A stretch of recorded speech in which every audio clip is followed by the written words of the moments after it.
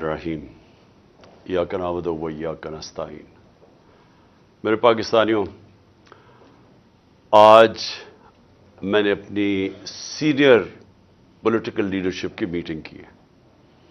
ہم نے اس میں بڑے اہم ایشوز ڈسکس کیے ہیں، ملک کے ایشوز کہ ہمارا ملک کدھر جا رہا ہے، کون سے ایسے ایشوز ہیں جو اس وقت اس سطح پہ پہنچ چکے ہیں کہ اگر ہم نے ان کے اوپر ایکشن نہ لیے تو آگے ہمارے ملک کو بہت بڑا نقصان ہو سکتا ہے۔ میں سب سے پہلے جو ایشو آج اٹھانا چاہتا ہوں وہ یہ، اور میں یہ اپنے ساری 70 سال زندگی کے تجربے سے ایک چیز کہنا چاہتا ہوں کہ جو آج پاکستان میں ہو رہا ہے، جس شرمناک طریقے سے بڑے بڑے ڈاکوؤں کے کیسز معاف کیے جا رہے ہیں، میں آپ کو یقین دلاتا ہوں کہ میں نے اپنے 70 سال میں بنانا ریپبلکس کے اندر ایسی چیزیں نہیں دیکھی۔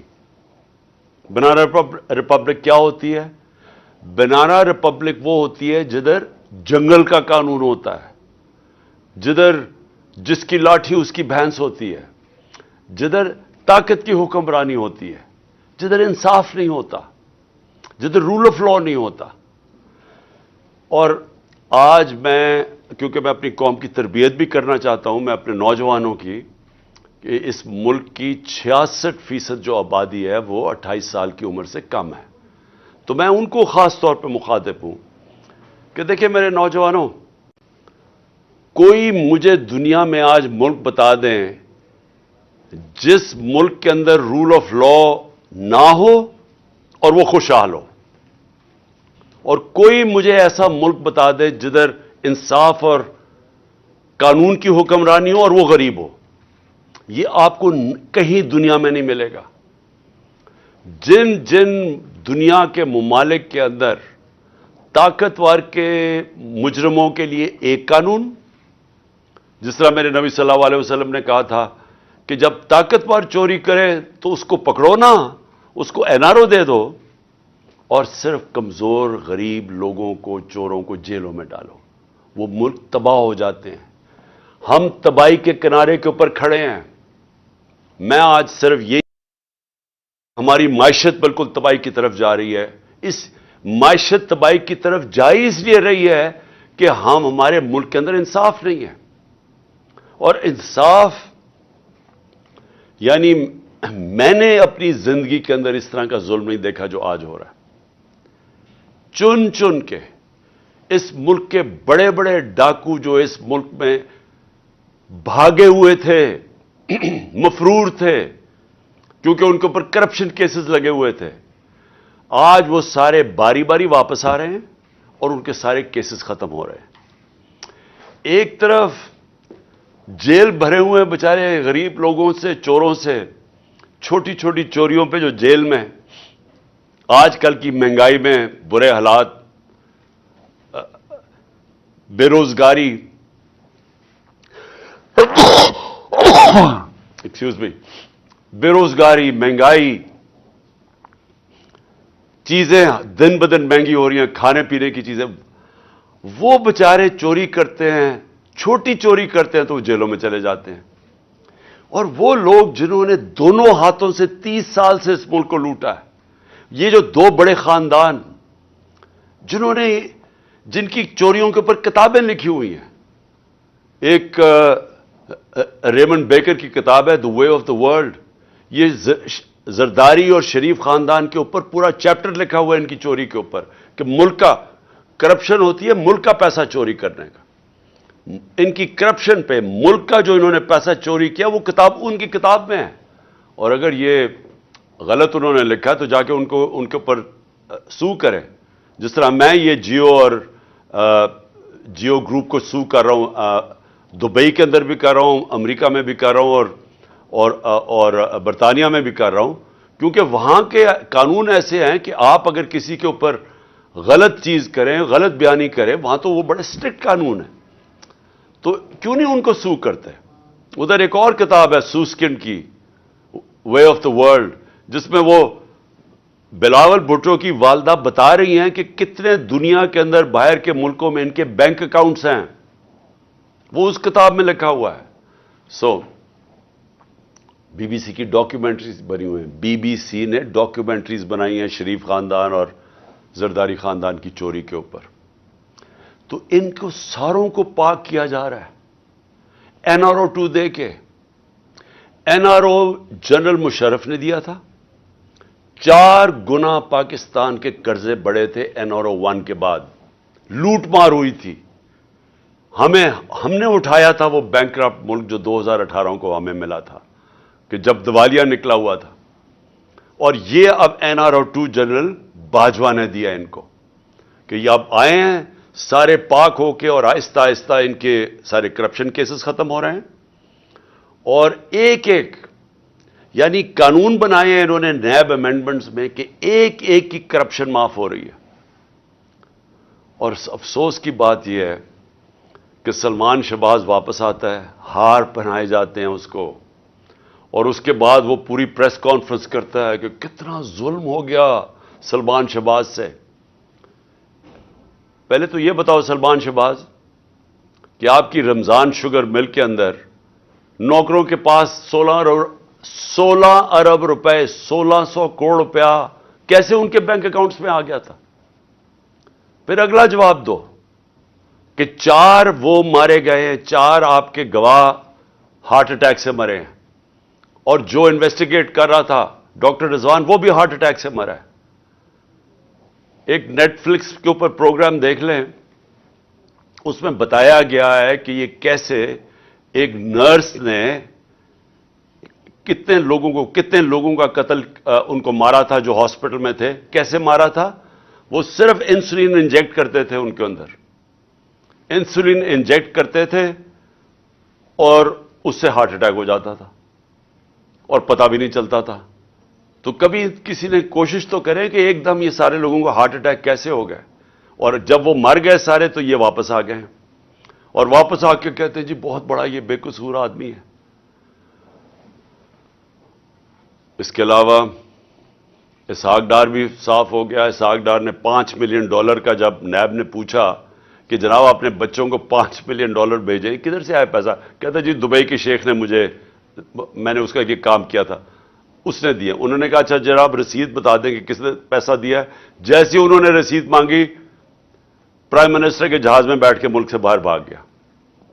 اور یہ شریف خاندان کا یہ جو بڑے بڑے انکشاف ہوا تھا، ان کی ایون فیلڈز اپارٹمنٹ یہ جو مے فیئر کے اندر ان کے 4 سب سے لندن کے مہنگے علاقے میں جدھر یہ رہتے ہیں، تو آج تک ایک نہیں چیز بتا سکے کہ پیسہ سورس آف انکم کدھر سے آئی تھی. اور اسی طرح مجھے افسوس سے کہنا پڑتا ہے کہ آج آصف زرداری کی بہن، وہ سارے اگر سندھ کے اندر جا کے پوچھ لیں کہ وہ جدھر بھی کٹ آتا ہے وہ کدھر جاتا ہے، وہ زرداری مافیا کے پاس جاتا ہے. تو وہ بھی معاف ہو گیا، زرداری بھی معاف، تو یہ سب بچ جائیں گے آپ. اور میں یہ اپنی قوم کو یہ آج بتانا چاہتا ہوں کہ میں آپ سے نہیں 26 سال سے یہ چیزیں کہہ رہا تھا. 26 سال سے میں کہتا جا رہا تھا کہ کیونکہ پاکستان میں قانون کی حکمرانی نہیں ہے اس لیے کرپشن ہے، کیونکہ قانون کی حکمرانی نہیں ہے اس لیے قبضہ گروپ ہے. کیوں نہیں امریکہ میں قبضہ گروپ؟ کیوں نہیں یورپ میں قبضہ گروپ؟ کیوں نہیں لندن میں کسی کے جو بیچارے آپ کے پاکستانی محنت کرتے ہیں ان کی زمینوں پہ کیوں نہیں قبضے ہوتے؟ پاکستان میں آتے ہیں تو کیوں ہوتے ہیں؟ کیونکہ یہاں طاقت کی حکمرانی ہے. اور یہ ہے جنگ ہماری قوم کے لیے. نوجوانوں یہ جنگ ہم لڑ رہے ہیں، انصاف کی تحریک. اب میں دوسرے پہلو پہ آتا ہوں، معیشت کے اوپر. میں نے اس کو پچھلے 2 دن بھی بات کی ہے.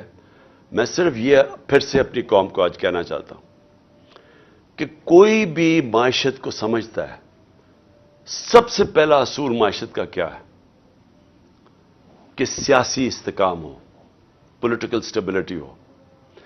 معیشت کبھی بھی اس معاشرے میں نہیں چل سکتی جب لوگوں کو، میں اگر انویسٹر ہوں، میں بزنس مین ہوں، جب مجھے یہی اعتماد نہ ہو کہ میں آج پیسہ لگاتا ہوں تو کل کیا ہوگا، مہینے کے بعد کیا ہوگا، 6 مہینے کے بعد کیا ہوگا. انسرٹنٹی جب ہوگی معاشرے میں، کبھی بھی اس معاشرے کے اندر सरमाया कारी नहीं आती। आज बिजनेस बिल्कुल रुक गई है पाकिस्तान में।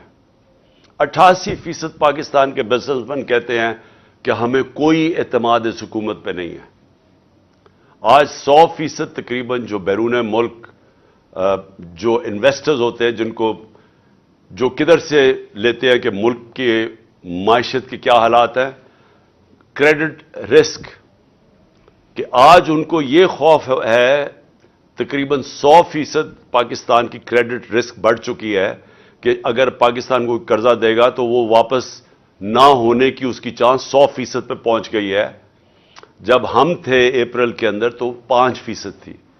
तो ये जब से ये आए हैं तो किसी को ना बाहर ना अंदर एतमाद है पाकिस्तान की इकॉनमी पर। लिहाजा इकॉनमी सुकड़ती जा रही है, ग्रोथ रेट नीचे जा रही है। 6% पे हम छोड़ के गए थे, आज 0 पे पहुंच गई है। इसका मतलब बेरोजगारी बढ़ती जा रही है। इसका मतलब कि फैक्ट्रियां जो बंद होती जा रही हैं और जो बेरोजगार लोग निकल रहे हैं, एक तरफ महंगाई है, दूसरी तरफ बेरोजगारी है। कैसे लोग तनख्वाहदार लोग कैसे गुजारा करेंगे आज? ऊपर से किसान अलहदा रो रहा है, बिजली के बिल आसमानों पे हैं, डीजल की कीमत जो हम 150 रुपए लीटर छोड़ के गए थे, आज आलमी मंडी में तेल नीचे आ चुका है। हमारे दौर में 115 से लेके 103 रुपए, $103 था। 115 से $103 बैरल थी इंटरनेशनल मार्केट में। आज वो $80 से नीचे आ गई है।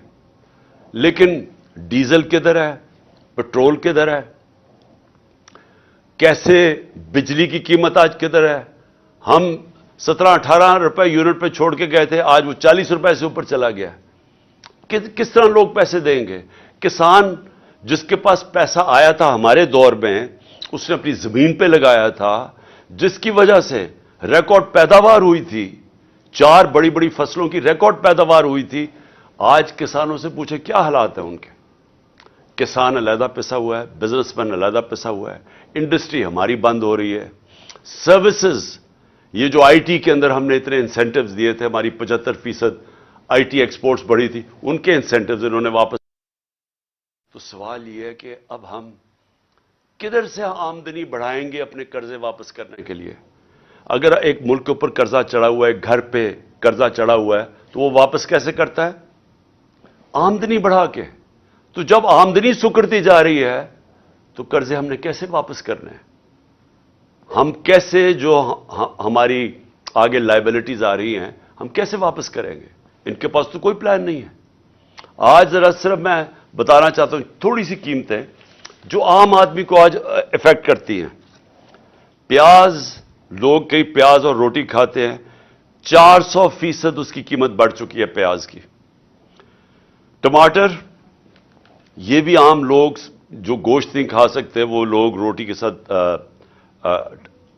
टमाटर के साथ रोटी खाते हैं, 300% बढ़ चुकी है उसकी कीमत। आटा यानी रोटी के बगैर कौन गुजारा करता है, 100% कीमत बढ़ चुकी है आटे की। दालें, 50% कीमत बढ़ चुकी है दालों की। घी, आलमी मार्केट में नीचे आ गया पाम ऑयल, आज घी की 50% कीमत बढ़ चुकी है। मैं ये इसलिए आपको बता रहा हूं कि जो आम लोग हैं सोचे कि वो कैसे गुजारा करते होंगे आज।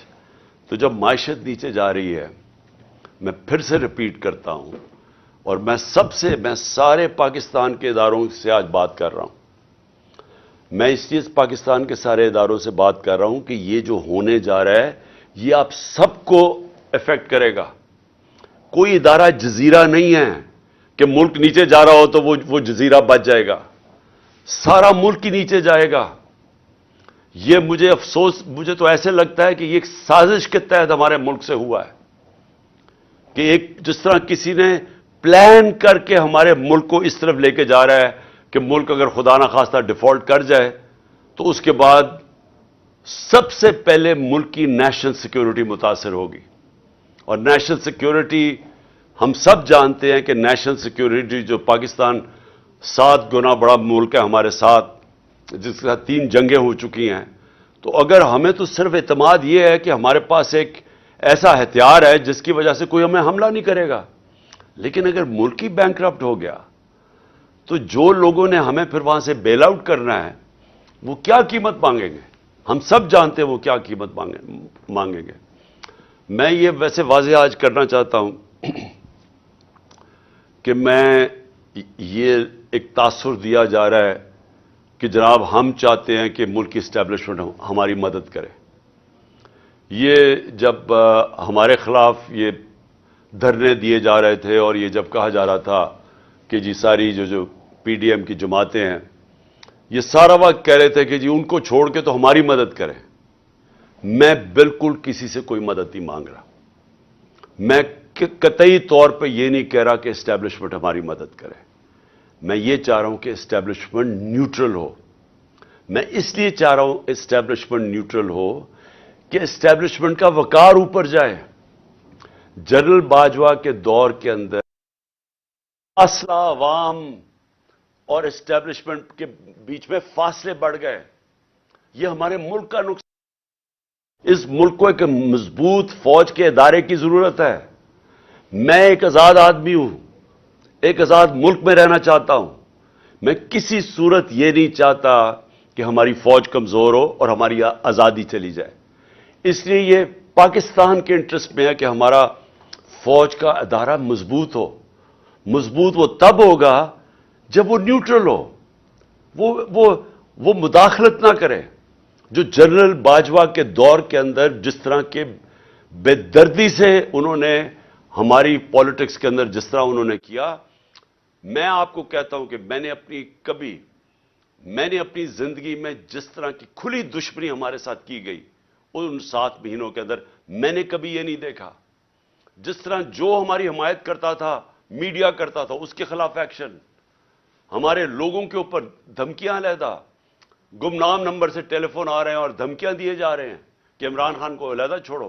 میرے خلاف سٹیٹمنٹس لینے کی کوشش کی, لوگوں کو کہا کہ عمران خان کے خلاف سٹیٹمنٹ دو. یہ جو سارا توشہ خانہ کیس ہے اس کے پیچھے کون تھا؟ کون ان کو پکڑ کے یہ لوگوں سے سٹیٹمنٹس دلوا رہا تھا؟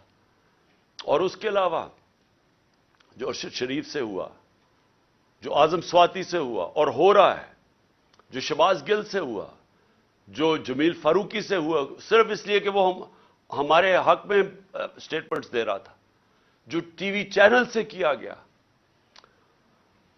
کبھی میں نے آپ کو بتایا کہ میں نے جنرل مشرف کے مارشل لاء کی میں سخت خلاف تھا اور انہوں نے میں نے جیل گیا ان کے دور میں. میں نے کبھی اس طرح کی سختی, اس طرح کی ہیومن رائٹس کی وائلیشن اس دور میں نہیں دیکھی تھی جو میں نے اس جنرل باجوہ کے اس دور میں دیکھی.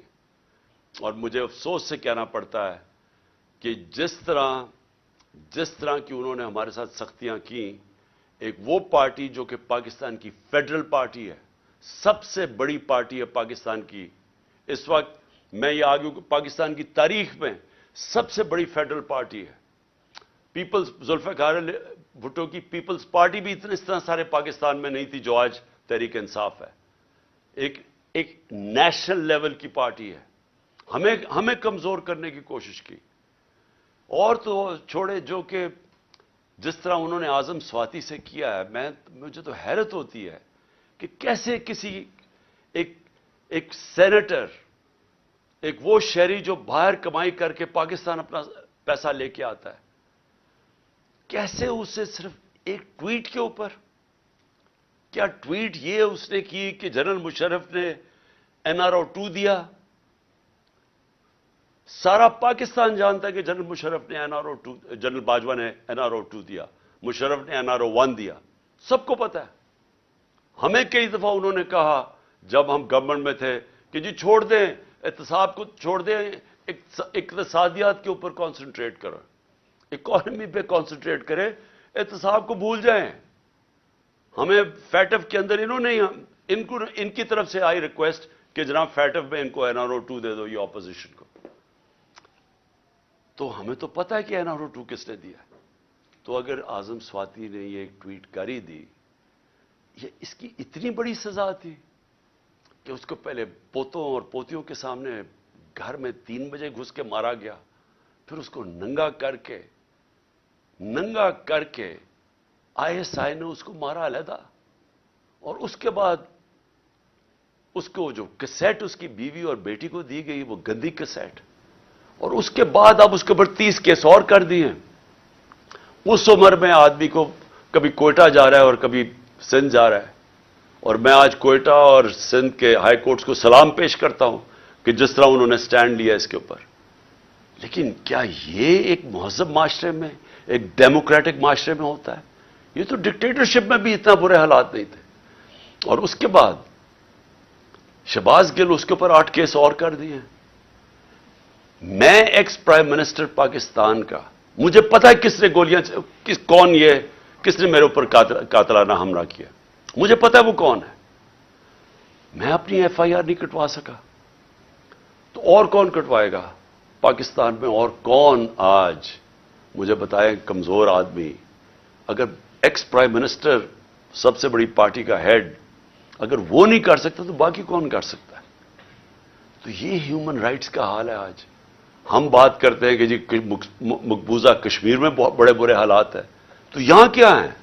یہاں کون سے ہیومن رائٹس رہ گئے ہمارے؟ اور مجھے بڑے افسوس سے کہنا پڑتا ہے، میں پوری ریسپیکٹ سے میں اپنی اعلیٰ عدلیہ سے پوچھنا چاہتا ہوں کہ دیکھیں، اگر آپ ہمارے فنڈامنٹل رائٹس کی، اگر آپ ان کی حفاظت نہیں کریں گے تو اور کون کرے گا؟ کیا کوئی باہر سے آ کے ہمیں کرے گا؟ ہم بار بار یہ کہہ بیٹھے ہیں، ارشد شریف کی والدہ کی فریادیں سنیں، ہمیں پتہ ہے اس بیچارے سے کیا ہوا ہے۔ اگر وہ نہیں اپنی FIR کٹوا سکتی، ایکس پرائم منسٹر نہیں کٹوا سکتا، اور میں یہ بھی سوال پوچھنا چاہتا ہوں کہ کیا جنرل مشرف کو جب ہم تنقید کرتے تھے، اور ہم کھل کے جنرل مشرف کی تنقید کرتے تھے، تو کیا ہم فوج کی تنقید کر رہے تھے؟ سب کو پتا تھا کہ جنرل مشرف کی ہم تنقید کر رہے ہیں، ہم فوج کی نہیں۔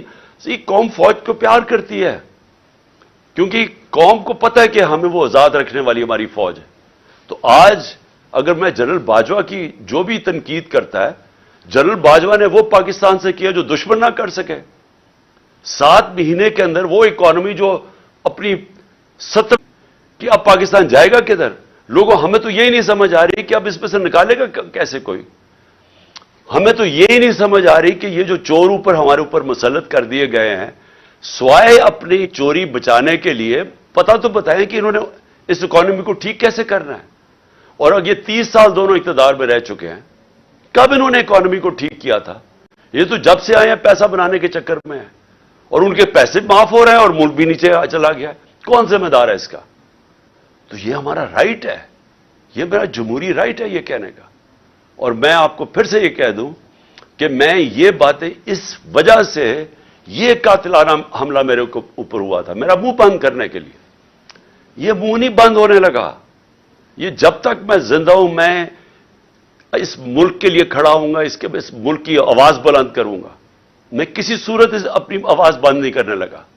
اور میں یہ چاہتا ہوں کہ اگر کوئی ادارے کے اندر کالی بھیڑے ہیں تو ادارہ اپنا وقار اونچا کرتا ہے جب ان کے اگینسٹ ایکشن لیتا ہے۔ یہ نہیں کہ جو بات کرتا ہے ان کے اوپر کارروائی شروع کر دے، جو کہ اعظم سواتی سے خاص طور پہ ہوا ہے۔ اور میں آخر میں الیکشن کمیشن کے اوپر بات کرنا چاہتا ہوں۔ میں پھر سے یہ کہتا ہوں کہ میں نے پاکستان میں جب سے بھی میں 26 سال سے الیکشن لڑ رہا ہوں، میں نے اپنی زندگی کے اندر کبھی اس طرح کا الیکشن کمشنر نہیں دیکھا، جو ایک تو یہ جو سکندر سلطان ہے اور دوسرا جو کہ سندھ کا الیکشن کمیشن ہے۔ پہلے میں یہ واضح کر دوں کہ جو سندھ کا الیکشن کمشنر ہے یہ سندھ گورنمنٹ کا ملازم ہے، یہ انڈیپینڈنٹ الیکشن کمشنر نہیں ہے۔ ہم سپریم جوڈیشل کاؤنسل کے پر کیس لے کے گئے ہوئے ہیں اس کا، اور مجھے افسوس ہوتا ہے کہ اتنی دیر سے ہمارا کیس پڑا ہوا ہے سپریم جوڈیشل کاؤنسل میں، کوئی سن ہی نہیں رہا کہ کیسے ہو سکتا ہے کہ سندھ گورنمنٹ کا ملازم غیر جانبدار ہو جو ان سے تنخواہ لے رہا ہے۔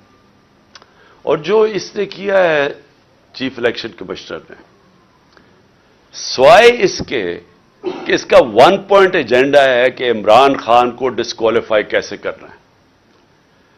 توشہ خانہ کا کیس اس نے پکڑا ہوا ہے. جس وقت بھی یہ کیس عدالت میں جائے گا, اس کے ہاتھ سے نکلے گا, میں آج رائٹنگ میں اس قوم کو دیتا ہوں, ہر چیز اخلاقی طور پہ اور قانونی طور پہ اس میں جائز میں نے کی ہے.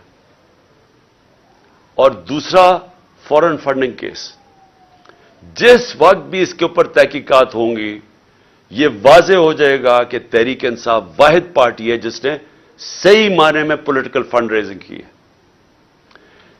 سپریم کورٹ نے بھی 2018 میں کہا ہوا ہے اس کو, الیکشن کمیشن کو, پھر سے ہائی کورٹ میں بھی کہا ہوا ہے کہ جو فنڈنگ کیس ہیں, تینوں پارٹیز, پیپلز پارٹی, پی ایم ایل این اور تحریک انصاف کی, اکٹھی سنی جائیں.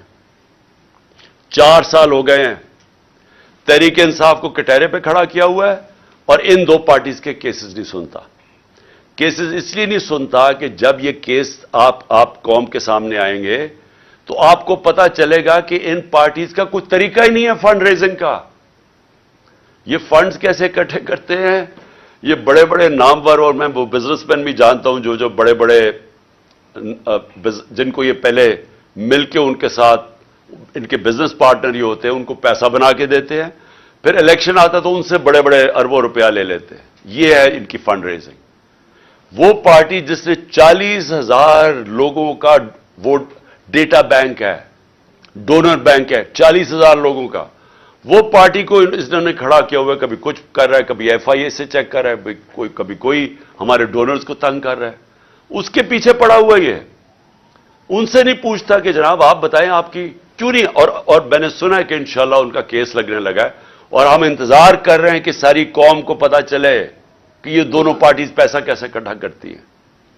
اور پھر توشہ خانہ, میں پھر چیلنج کرتا ہوں کہ جب بھی توشہ خانہ لگے گا, کوئی چیز عمران خان نے انلیگل نہیں کی, کوئی کسی قسم کا, نہ آج تک پہلے قانون توڑا ہے, نہ آج توڑے گا, نہ کبھی آگے بھی توڑے گا.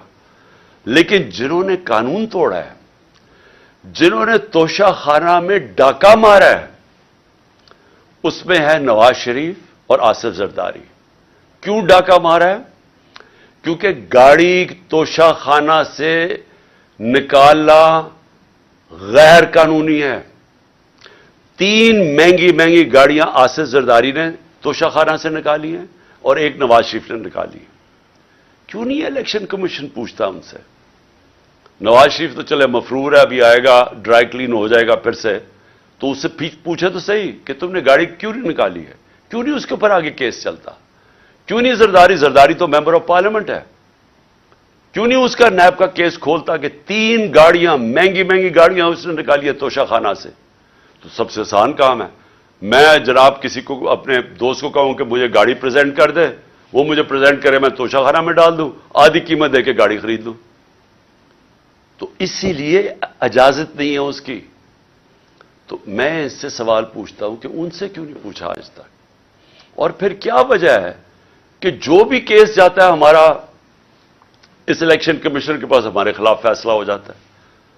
8 دفعہ ہم عدالت میں گئے, اور عدالت میں انہوں نے اس کے فیصلے رد کیے. اور اگلا میرا سوال ہے کہ ہم اس کے اگینسٹ عدالت میں گئے ہوئے چیف الیکشن کمیشن کے, ہمارے کیس ہی نہیں سنے جاتے, اور وہ ہر روز ہمارے خلاف نیا کوئی فیصلہ کرتا رہتا ہے. دیکھیں, پاکستان کے اندر اگر فری اینڈ فیئر الیکشن نہ کروائے گئے, میں آج آپ ساری قوم کو آگاہ کرنا چاہتا ہوں کہ اگر میں بڑا ہوں اس قوم کا, تو میرا کام ہے اپنی قوم کو سمجھانا کہ اگر اس ملک میں فری اینڈ فیئر الیکشن نہ کروائے گئے, یا انتشار ہوگا, آگے ملک کے اندر حالات برے ہیں, آگے یہاں سیاسی استحکام نہیں ہے, آگے اس ملک کے اندر یہ چور جو اوپر بیٹھے ہوئے ہیں یہ پوری کوشش کر رہے ہیں کہ کسی نہ کسی طرح, میچ تو ان سے کھیلا نہیں جاتا, کسی نہ کسی طرح ڈسکوالیفائی کریں, کیسز کریں, ایف آئی آر کریں. میرے اوپر 30 ایف آئی آر ہو چکی ہے, اور مجھے کوئی فکر نہیں ہے. میں کوئی ملک سے باہر نہیں بھاگا یہ سارے چوروں کی طرح. یہ سارا شریف خاندان بھی باہر بھاگ جاتا ہے جب کیس ہو. میں یہیں بیٹھا ہوا ہوں, اور یہی لڑا ہوں کیس. میچ تو یہ کھیل نہیں سکتے. انہوں نے اب یہی الیکشن کمیشن کو استعمال کرنا ہے اور انہوں نے ایف آئی اے کو استعمال کرنا ہے, انہوں نے نیب کو استعمال کرنا ہے کسی نہ کسی طرح ٹیکنیکل ناک آؤٹ کرنے کے لیے. لیکن اگر اس ملک کے اندر صاف اور شفاف الیکشن نہ ہوئے, میں بڑے عزت سے اپنے اداروں کو, جس میں ہماری عدلیہ بھی ہے, معتبر ہے, اور جس میں پاکستان کی فوج بھی ہے, جن کے پاس جو اس ملک میں ایک پلیئر ہے, میں آپ کو یہ بتانا چاہتا ہوں کہ اگر آپ کو ملک کی فکر ہے تو خدا کے واسطے اس ملک کو صاف اور شفاف الیکشن کی طرف لے کے جائیں. اس کے علاوہ کوئی حل نہیں ہے.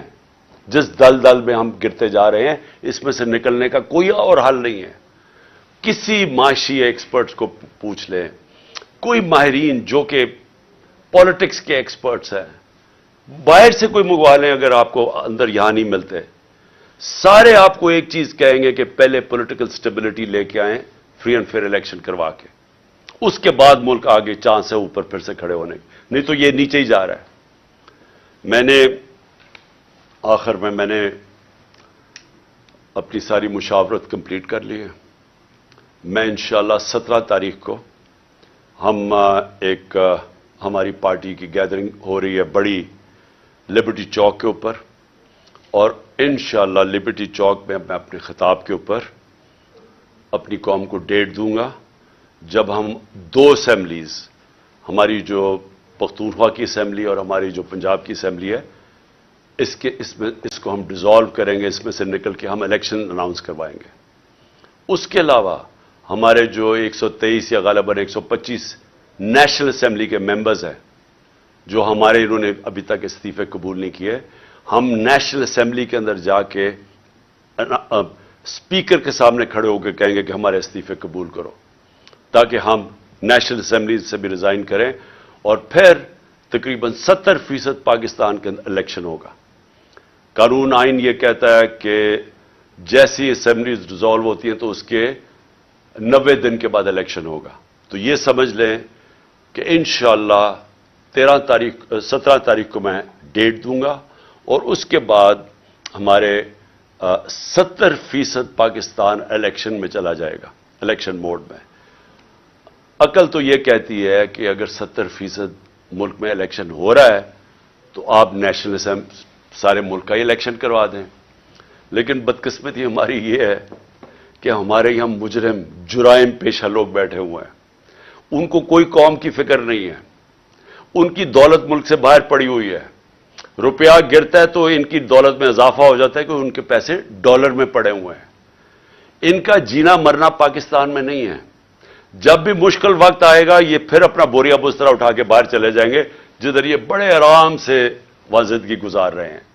ان کا صرف مقصد یہ ہے کہ ان کے کرپشن کیسز معاف ہوں, تاکہ ان کی سلیٹ جیسے جنرل مشرف نے صاف کی تھی, اب یہ جناب جنرل باجوہ کی بدولت ان کی سلیٹ صاف ہوگی. اور اس کے بعد پھر سے یہ امید لگا کے بیٹھے ہوئے ہیں کہ راؤنڈ 3 آئے گا ان کا ملک کو لوٹنے کے لیے. تو اس لیے ان کو کوئی انٹرسٹ نہیں ہے الیکشن کروانے کا. ان کو ڈر لگا ہوا ہے کہ الیکشن کروانا یہ ہار جائیں گے اور پھر سے ان کے کرپشن کیسز سامنے آ جائیں گے. اس لیے ان کا انٹرسٹ اور پاکستان کا انٹرسٹ مختلف ہے, اپوزنگ اینڈز کے اوپر ہے. قوم کا انٹرسٹ اس وقت یہ ہے کہ ملک میں فوری طور پہ الیکشنز کروائے جائیں. اور انشاءاللہ 17 تاریخ کو لبرٹی چوک جدھر ہماری گیدرنگ ہوگی, میں انشاءاللہ آپ کو وہ ڈیٹ دوں گا جس دن ہم اپنی 2 اسمبلیوں سے نکل جائیں گے. پاکستان زندہ باد.